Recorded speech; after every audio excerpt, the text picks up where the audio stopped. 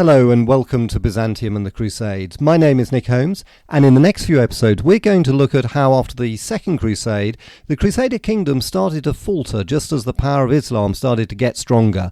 In this episode we're going to look at life in the Crusader kingdoms, or Outremer as they were called, meaning overseas in French, and we'll find that the Crusaders never really established themselves in sufficient strength to be a viable long-term power in the region. As before, I'll read extracts from my abridged version of Sir Stephen Runciman's classic History of the Crusades. Hope you enjoy it.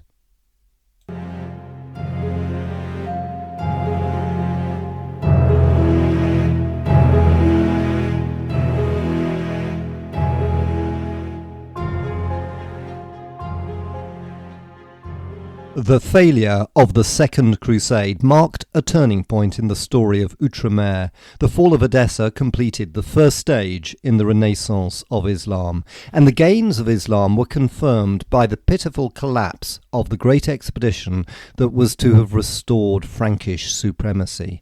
Among the chief reasons for this failure had been the difference in habits and outlook between the Franks resident in the east and their cousins from the west. It was a shock for the Crusaders to discover in Palestine a society whose members had in the course of a generation altered their way of life. They spoke a French dialect, they were faithful adherents of the Latin Church, and their government followed the customs that we call feudal.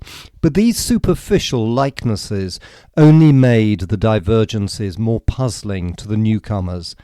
Had the colonists been more numerous, they might have been able to keep up their occidental ways, but they were a tiny minority in a land whose climate and mode of life was strange to them.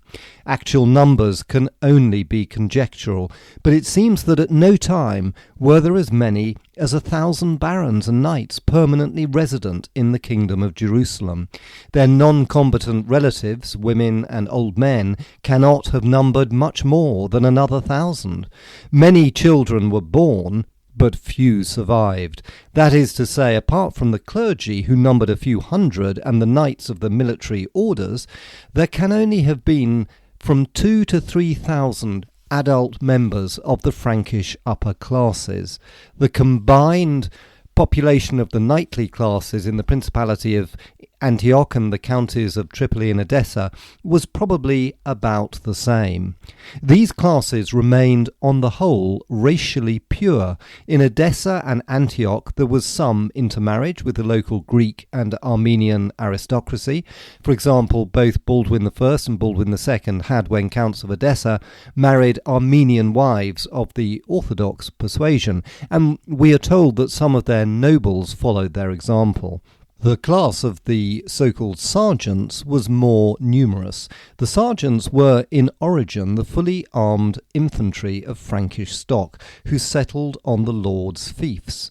As they had no pride of birth to maintain, they married with the native Christians, and by 1150 they were beginning to form a class of so-called poulains, already merging with the native Christians. By 1180 the number of sergeants was estimated at little more than 5,000. But we cannot tell what proportion remained of pure Frankish blood. Except in the larger towns, the settlers were almost all of French origin, and the language spoken in the Kingdom of Jerusalem and the Principality of Antioch was the Langue d'Oil, familiar to the northern French and the Normans. In the county of Tripoli, with its Toulousain background, the Langue d'Oc was probably employed at first. The German pilgrim John of Würzburg, who visited Jerusalem in about 1175, was vexed to find that the Germans played no part in Frankish society, although, as he claimed, Godfrey and Baldwin I had been of German origin. He was delighted when at last he found a religious establishment staffed exclusively by Germans. The towns contained considerable Italian colonies. The Venetians and the Genoese each possessed streets in Jerusalem itself. There were Genoese establishments guaranteed by treaty in Jaffa, Acre, Caesarea, Arsuf, Tyre, Beirut, Tripoli, Jebal, Latakia, Saint-Simeon, and Antioch, and Venetian establishments in the larger of these towns. The Pisans had colonies in Tyre, Acre, Tripoli, Botron, Latakia, and Antioch, the Amalfitans in Acre and Latakia. These were all self-governing communes whose citizens spoke Italian and did not mingle socially with their neighbours. Akin to them were the establishments owned by Marseille in Acre, Jaffa, Tyre and Jebel, and by Barcelona in Tyre. Except in Acre, these merchant colonies numbered none of them more than a few hundred persons. The vast majority of the population of Outremer was composed of native Christians whose lineage went back centuries to the days before the advent of Islam, when these lands were part of the Christian, Roman and Byzantine empires. In the Kingdom of Jerusalem, these were of mixed origin, most Arab-speaking, and carelessly known as Christian Arabs, almost all members of the Orthodox Church. In the county of Tripoli, some of the inhabitants were members of the monothelite sect called the Maronites. Further north, the indigenous inhabitants were mostly monophysites of the Jacobite Church, but there were very large colonies of Armenians, almost all of the separated Armenian Church, and in Antioch, Latakia and Cilicia, considerable groups of Greek-speaking Orthodox Christians. In addition, there were in the Holy Land religious colonies of every Christian denomination. The monasteries were mainly Orthodox and Greek-speaking, but there were also Orthodox Georgian establishments, and especially in Jerusalem itself, colonies of monophysites, both Egyptian and Ethiopian Copts and Syrian Jacobites, and a few Latin groups who had settled there before the Crusades. Many Muslim communities had emigrated when the Christian kingdom was set up, but there were still Muslim villages round Nablus, and the population of many districts that were conquered later by the Franks remained Muslim. In northern Galilee, along the road from Banyas to Acre, the peasants were almost exclusively Muslim. Further north, in the Bukaya, the Nazari Mountains and the Orontes Valley, there were heretical Muslim sects acknowledging Frankish rule. These various communities formed the basis of the Frankish states, and their new masters did little to disturb them. Where natives could prove their title to lands, they were allowed to keep them, but in Palestine and Tripoli, with the exception of estates owned by the native churches, the landowners had almost all been Muslims who had emigrated as a result of the Frankish conquest, leaving large territories in which the new rulers could install their compatriot vassals. It seems that there were no free villages left, such as had existed in earlier Byzantine times. Each village community was tied to the land and paid a portion of its produce to the lord. Though there was little change in the lives of these peasants, the Kingdom of Jerusalem was superficially reorganized according to the patterns of fiefs that we call feudal. The royal domain consisted of the three cities of Jerusalem, Acre and Nablus, and later the frontier town of Daran and the territory around them. It had occupied a larger proportion of the kingdom, but the first kings, and especially Queen Melisande, were lavish in the gifts of land that they made to friends and to the church and the religious orders. Further portions might be temporarily alienated as dowers for widowed queens. The four chief fiefs of the kingdom were the county of Jaffa, usually reserved for a cadet of the royal house, the Principality of Galilee, which owed its grandiose title to Tancred's ambition, the Signory of Sidon and the Signory of Outrejordan. The holders of these fiefs seem to have had their own high officers in imitation of the kings. So also did the Lord of Caesarea, whose fief was almost as important, though it ranked with the 12 secondary fiefs. After Baldwin II's reign, tenure was based on hereditary right. Females succeeded in default of the direct male line. A tenant could only be evicted by a decision of the High Court after some gross misdemeanour. But he owed the king, or his superior lord, a fixed number of soldiers whenever it was required of him, and it seems that there was no time limit to their service. The Count of Jaffa, the Lord of Sidon, and the Prince of Galilee owed 100 fully armed knights, and the Lord of Outrejordan 60. The size of the fiefs was variable. The secular fiefs had been set up by conquest and formed solid blocks of land, but the estates of the church and the military orders, which had grown chiefly through charitable gifts and bequests, or in the case of the orders, from strategical convenience, were scattered throughout the Frankish territories. The units in which estates were measured was the village, or casale, or very rarely a half or a third of a village, but villages also varied in size. Round Safed in northern Galilee, they seem to have averaged only 40 male inhabitants, but we hear of large villages around Nazareth and smaller villages around Tyre, where, however, the general population was larger.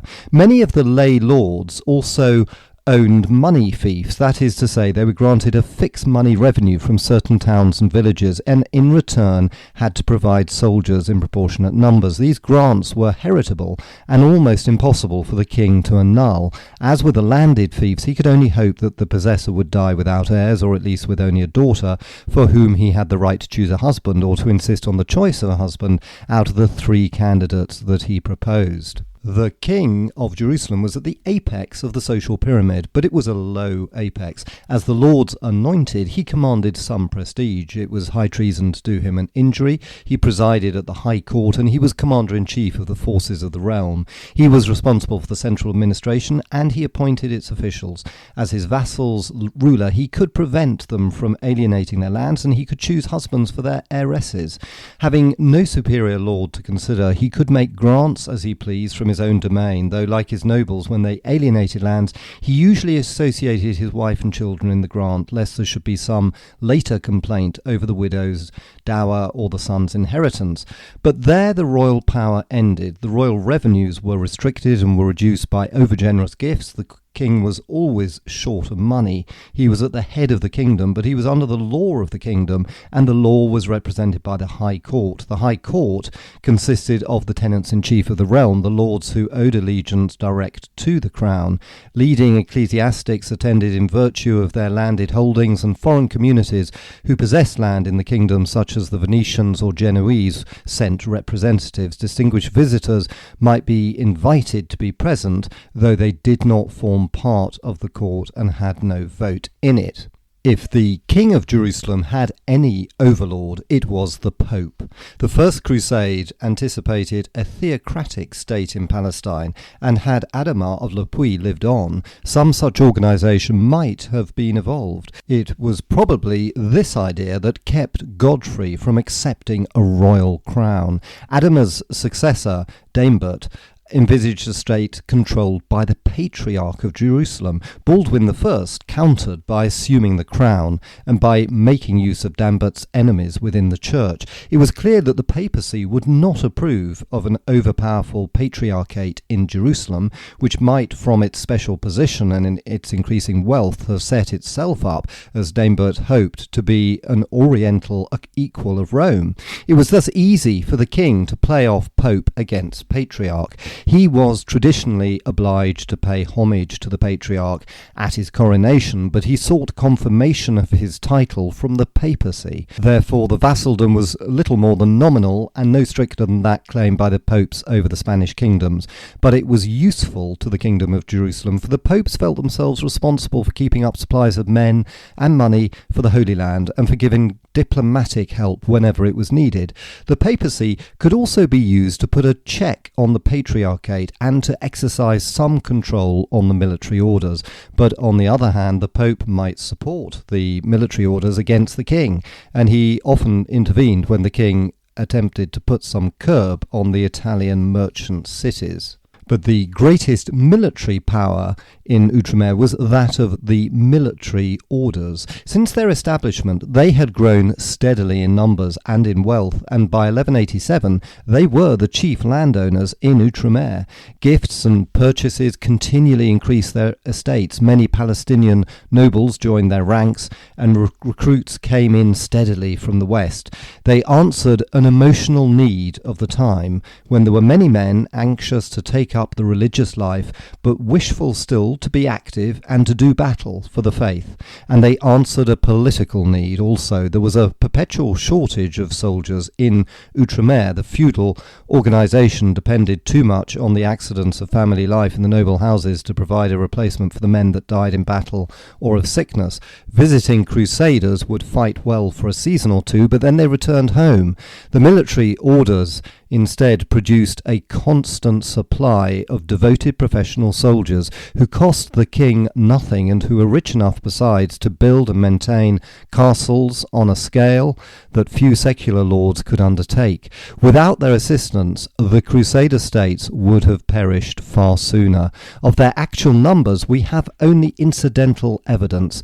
The Hospitallers sent 500 knights with a proportionate number of other ranks on the Egyptian campaign of 1158, and the Templar knights taking part in the campaign of 1187 numbered about 300. In each case, these probably represented knights from the Kingdom of Jerusalem alone, and a certain number would have been kept back for garrison duties. Of the two orders, the Hospitallers was probably the larger and the richer, but they were still busily concerned with charitable activities. For example, their hostel in Jerusalem could house 1,000 pilgrims. They also distributed alms daily amongst the poor with a generosity that astounded visitors. Both they and the Templars policed the pilgrim routes, taking particular care of the sacred bathing places in the Jordan. The Templars also distributed alms, but less lavishly than the Hospitallers. Their attention was given more exclusively to military affairs. They were famed for their courage in attack and regarded themselves as being dedicated to offensive warfare. They devoted themselves also to banking and soon made themselves the financial agents for visiting Crusaders, and they were later to win unpopularity by their suspicion of strange esoteric rites, but as yet they were universally esteemed for their bravery and chivalry. The advantages brought by the military orders were balanced by grave disadvantages. The king had no control over them, for their only ruler was the Pope. Lands that were given to them were held in mortmain. No services were due from them. They refused to let their tenants pay the rents due to the church. The knights fought with the king's armies merely as voluntary allies. Occasionally the king or a lord might put a castle under their temporary control, and they were sometimes asked to act as trustees for a minor. In such cases they were liable for the proper services. The Grand Masters or their deputies sat in the High Court of the kingdom, and their representatives on the High Courts of the Prince of Antioch and the Count of Tripoli. But the advice that they gave there was apt to be irresponsible. If they disliked the official policy, they might refuse to cooperate, as when the Templars boycotted the expedition to Egypt in 1158. The perpetual rivalry between the two orders was a constant danger. It was seldom that they could be induced to campaign together. Each order followed its own line in diplomacy, regardless of the official policy of the Kingdom of Jerusalem. We find both orders making their treaties with Muslim rulers, and the story of the negotiations with the assassins in 1172 shows the Templars' readiness to upset an obviously desirable arrangement in the interest of their financial advantages and their frank disdain of the authority of the royal courts. The Hospitallers were throughout more temperate and unselfish, but even with them the order took precedence over the kingdom. A similar balance of advantage and disadvantage was shown in the relations between the Frankish states and the Italian and French merchant cities. The Frankish colonists were soldiers, not sailors. Tripoli and Antioch each later developed a small fleet, and the orders built flotillas, but the kingdom itself, with its few good harbours and general shortage of timber, never had an adequate naval establishment. For any expedition that involves sea power, such as the conquest of the coastal towns or the campaigns against Egypt, it was necessary to invoke the help of some maritime power. The two great sea powers of the East were Byzantium and Egypt, but Egypt was always a potential and often a real enemy, and Byzantium was always suspect. The Sicilian fleet could have been useful, but Sicilian policy was untrustworthy. The Italians and southern French were better allies, and their help was further needed to keep open the sea routes to the west and to transport pilgrims, soldiers and colonists to Outremer. But the merchant cities had to be paid. They demanded trading facilities and rights, their own quarters in the larger towns, and a complete or partial freedom from customs duties, and their colonies had to be given extraterritorial privileges. These concessions were not on the whole resented by the Frankish authorities. Any loss in revenue was balanced by the trade that they stimulated, and the royal courts had no wish to have to administer Genoese or Venetian law, especially as cases involving a citizen of the kingdom or a serious crime such as murder were reserved to them. One of the most interesting aspects of Outremer was the increasing friendship between the Franks and the Muslims. This happened because the revenues of the Frankish states came largely from tolls levied on the trade between the Muslim interior and the coast. Muslim merchants must be allowed to come down freely to the seaports and must be treated fairly. Out of their commercial connections, friendship grew. The Order of the Temple, with its great banking activities, was ready to extend its operations to oblige infidel clients and kept officials who could specialize in Muslim affairs. At the same time, the wiser statesmen amongst the Franks saw that their kingdom could only last if the Muslim world were kept disunited, and for this purpose diplomatic missions passed to and fro. Frankish and Muslim lords were often received with honour at courts of the rival faith. Captives or hostages often spent years in the enemy's castles or palaces. Though few Muslims troubled to learn French, many Franks, nobles as well as merchants, spoke Arabic. A few, like Renald of Sidon, even took an interest in the Arabic literature. In times of war, each side appreciated gestures of gallantry and chivalry. In times of peace, lords from either side of the frontier would join together in hunting expeditions. But this growing friendship between Frank and Muslim was ruined by the arrival of newcomers from the West who only wished to fight the Muslims. This was particularly true of the Church. Not one of the Latin patriarchs of Jerusalem in the 12th century was born in Palestine, and of the great ecclesiastics, only William, Archbishop of Tyre, to whom the patriarch was refused, was born in the Holy Land. The influence of the Church was seldom in favour of an understanding with the Muslim world, and it was even more disastrous in its relations with the native Christians. The native Christians had great influence on the Muslim courts. Many of the best-known Arabic writers and philosophers and almost all the physicians were in fact Christian, and had the Church behaved in a different way, these could have formed a bridge between the Eastern and the Western worlds. Indeed, to the contemporary Western pilgrim, Outremer was shocking because of its luxury and license. However, to the modern historian, it is rather the intolerance and dishonourable barbarity of the Crusaders that is to be regretted. Yet both aspects can be explained by the atmosphere of the time. Life amongst the Frankish colonists was uneasy and precarious. They were in a land where intrigue and murder flourished, and enemies lay in wait across the nearby frontiers. No one knew when he might receive a knife thrust from a devotee of the Arab assassins, or poison from one of his servants. Mysterious diseases of which the Franks knew little were rife. Even with the help of local doctors, no Frank lived for long in the East. Women were more fortunate than men. They avoided the risks of battle, and owing to better medical knowledge, childbirth was in fact less dangerous there than in the West. But infant mortality was high, especially among the boys. Fief after fief fell into the hands of an heiress, whose inheritance might lure gallant adventurers from the West, but too often great estates lacked a lord at the hour of crisis, and every marriage was a matter of dispute and of plotting.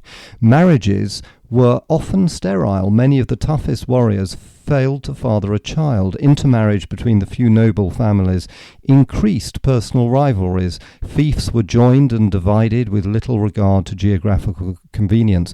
There were perpetual quarrels between the next of kin.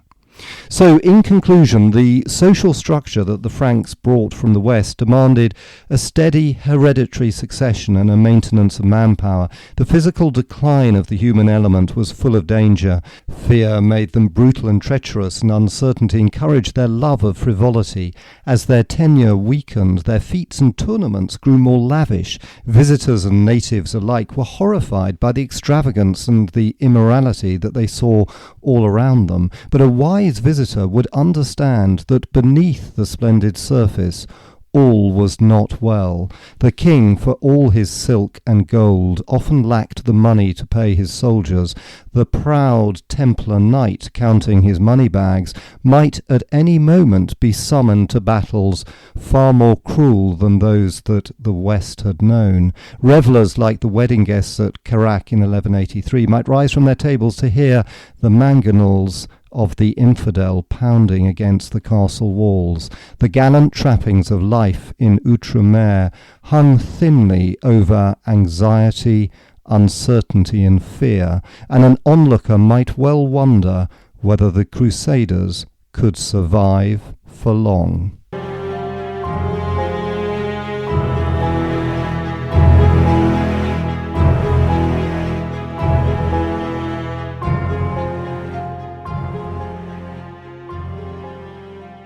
And that's the end of this episode. Hope you enjoyed it. As always, I'd be hugely grateful if you posted any ratings. Thank you so much.